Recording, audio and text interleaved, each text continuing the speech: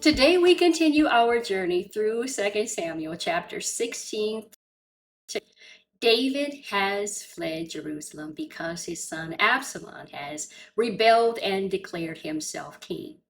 But the rebellion is not the only battle David is facing. As David travels, Ziba, the servant of Mephibosheth, comes to meet him with donkeys, bread, fruit, and wine. David asks where Mephibosheth is. Ziba claims that Mephibosheth stayed in Jerusalem, believing that the kingdom of his grandfather Saul would be restored to him. David accepts Ziba's report and gives him everything that belonged to Mephibosheth. But we will later discover that Ziba's story was not completely truthful. Then David encounters Shimei, a man from the family of Saul. Shimei curses David and accuses him of shedding the blood of Saul's family and stealing the kingdom. Abishai wants to kill him, but David refuses. David says that if the Lord has told Shimei to curse him, who can question it? David also recognizes that his own son is seeking his life. He says perhaps the Lord will see his misery and repay him with blessing instead of the curse. David does not claim that Shimei's accusations are all true, but David does recognize that he is under the discipline and providence of God. He continues walking, weeping, and covering his head. Meanwhile, Absalom enters Jerusalem. Ahithophel, whose counsel was highly regarded, advises Absalom to sleep with the 10 concubines David left behind. This fulfills Nathan's prophecy that what David had done secretly would be exposed publicly. David's sin with Bathsheba had consequences that continue to unfold within his family. In chapter 17, Ahithophel gives Absalom another plan. He wants to take 12,000 men and pursue David immediately while David is weary and discouraged. The goal is to strike David before he can organize his forces. But Hushai, David's loyal friend, gives different advice. He tells Absalom that David and his men are experienced warriors and that David is likely hiding somewhere. Hushai advises Absalom to gather all Israel first and personally lead a massive army into battle. Absalom accepts Hushai's advice. The Lord had overturned Ahithophel's good counsel in answer to David's prayer. Hushai immediately sends word through the priests Zadok and Abiathar. Their sons carry the message to David. David is warned to cross the Jordan River immediately. The message reaches him, and David and his people cross over.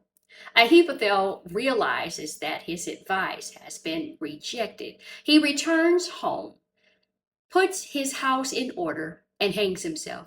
His counsel had failed. The rebellion continues, but the Lord's purpose stands. In chapter 18, David organizes his army into 3 divisions. He places one under Joab, one under Abishai, and one under Ittai, the Gittite.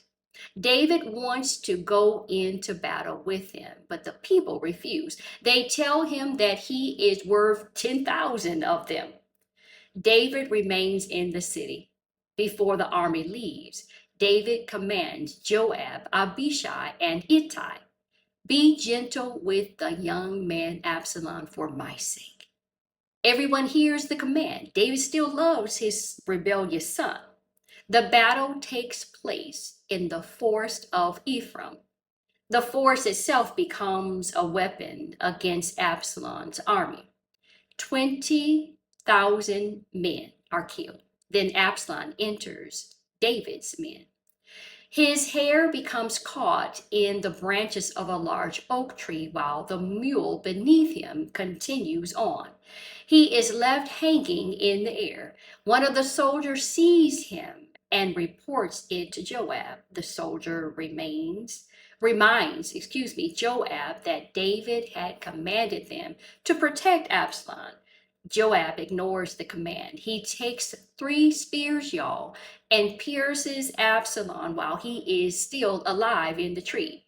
Then Joab's armor bearers surround Absalom and kill him. Joab blows the trumpet, and the army starts pursuing Israel. The rebellion is over, but David does not yet know what has happened. Ahimaaz wants to carry the news to the king. Joab sends another messenger first. Eventually, Ahimaaz runs ahead. David is sitting between the inner and outer gates, waiting for the news. The watchman sees a man running along, then another. Ahimaaz arrives and tells David that the Lord has delivered him from his enemies. But David asks about Absalom, his son. Ahimaaz does not know how to answer. Then the Cushite arrives. David asks again, "Is the young man Absalom safe?" The Cushite answers that he wishes all David's enemies would end up like that young man. David understands. He goes up to the room over the gateway and weeps. He cries, "My son Absalom, my son Absalom, if only I had died instead of you." The king's victory feels like defeat. The rebellion has been crushed, but David has lost a son. Now, what do these chapters teach and show us? God can overturn the counsel of the wicked. God's discipline does not mean he has abandoned his people. Rebellion against rightful authority brings destruction. Sin can create consequences that reach future generations. And a parent's love can remain even when a child has rebelled. God's purposes stand even when human plans appear to succeed. Now, let's connect all of this across scripture. David's suffering reminds us of the consequences of Nathan, what he announced in 2 Samuel chapter 12. David's prayer for his enemies' counsel to be overturned reminds us that God is sovereign over human plans. The death of Absalom reminds us of Proverbs 14 and 12. There is a way that appears to be right, but in the end, it leads to death. And David's grief points us toward the greater Son of David, Jesus Christ, who would willingly die, not for rebellious children who deserve judgment, but to save sinners who could never save themselves. Now, I'm encouraging you to read 2 Samuel chapter 16 to 18 in full. Watch David continue through the consequences of his sin. Watch God overturn the counsel of the wicked. Watch rebellion collapse, y'all. And remember, God's purposes cannot be defeated. The story continues tomorrow.